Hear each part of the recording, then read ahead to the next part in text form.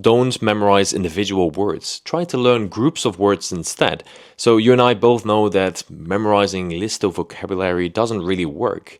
Sure, you might be able to recognize it when you see it in a text or when you hear someone else speak it, but you probably won't be able to use them yourself when you're speaking. So instead of learning words one by one, try learning them in groups, and these are called chunks.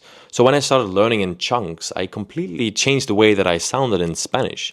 I went from speaking very slow and structured to much more fluent and natural, and that's because I wasn't building sentences word by word anymore. Chunks are also what native speakers use all the time to sound more natural, and so do you without maybe even knowing about it. For example, when you're speaking Spanish, you don't think about lo que pasa es que as separate words. You say lo que pasa es que as one single chunk. And that's how we learn our own language when we're children. And it's how we should learn English as well, even when we're adults. So this is because our brains are not developed to learn and memorize individual words. We learn and remember in blocks of words. And you can start learning these chunks by looking for them on the internet, or you can ask ChatGPT to give you a long list of these chunks.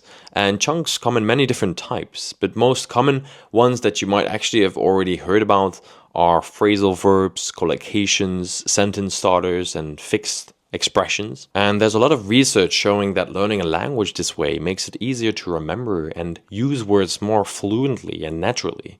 It helps you speak faster without having to think so much, and making you eventually sound more like a native speaker.